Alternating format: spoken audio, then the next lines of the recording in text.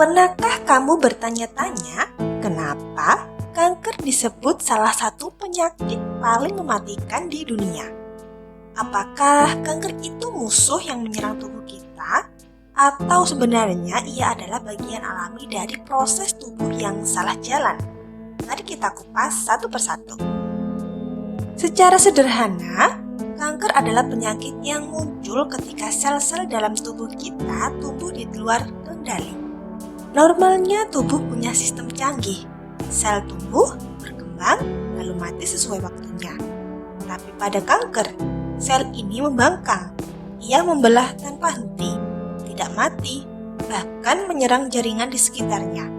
Bayangkan ada satu sel nakal, lalu ia merekrut sel lain untuk ikut memberontak. Sampai pada akhirnya tubuh kita sendiri jadi ladang perangnya. Ketika sel bisa berubah jadi nakal, penyebabnya beragam.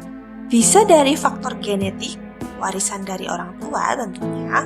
Bisa juga dari kebiasaan buruk seperti merokok, konsumsi alkohol, pola makan tinggi lemak, kurang olahraga. Lingkungan juga berperan, seperti paparan radiasi, polusi, bahan kimia beracun. Bahkan, virus seperti HPV juga bisa memicu kanker loh. Jadi, kanker bukanlah satu penyebab tunggal, melainkan kombinasi banyak hal yang akhirnya membuat sel kehilangan kendali. Yang membuat kanker menakutkan adalah gejalanya sering samar. Tubuh terasa lelah tanpa alasan, berat badan turun drastis, muncul benjolan aneh, batuk tak kunjung sembuh, atau pendarahan tak biasa. Banyak orang menyepelekan tanda ini, padahal saat dibiarkan, kanker bisa merusak organ vital, melemahkan sistem imun, menyebabkan infeksi, hingga gagal organ. Dunia medis telah mencatat lebih dari 100 jenis kanker.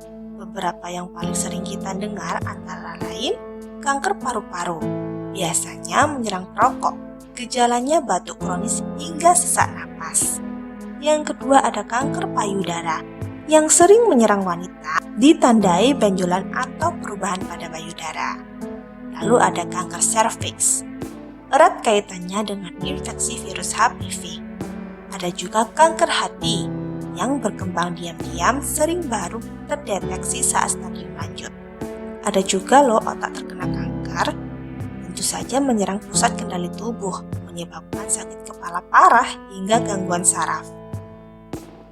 Nah, ini nih leukemia yang sering disalahpahami oleh beberapa banyak orang, yaitu kanker darah yang membuat tubuh kesulitan memproduksi sel darah yang normal. Bayangkan begini, awalnya ada satu sel biasa yang rusak DNA-nya. Sel normal biasanya bunuh diri lewat mekanisme apoptosis kalau rusak. Tapi sel kanker tidak mau mati, ia bertahan, membelah, lalu membentuk massa bernama tumor. Pada tahap awal tumor ini mungkin jinak, tapi jika sel-sel mulai menyusup ke daerah sekitar, itu yang kita sebut dengan tumor ganas. Dokter mengklasifikasikan kanker dalam beberapa stadium. Stadium 0, sel abnormal baru muncul di satu lokasi, belum menyebar, serta kadang bisa diangkat sepenuhnya. Lanjut ke stadium 1, sel kanker mulai membentuk tumor kecil tapi masih terbatas pada satu organ. Gejalanya hampir tak terasa. Berlanjut ke stadium 2, tumor semakin membesar dan bisa menyerang jaringan sekitar. Gejala mulai terlihat seperti nyeri, lemah, atau ada benjolan. Stadium 3 biasanya kanker menyebar ke kelenjar getah bening.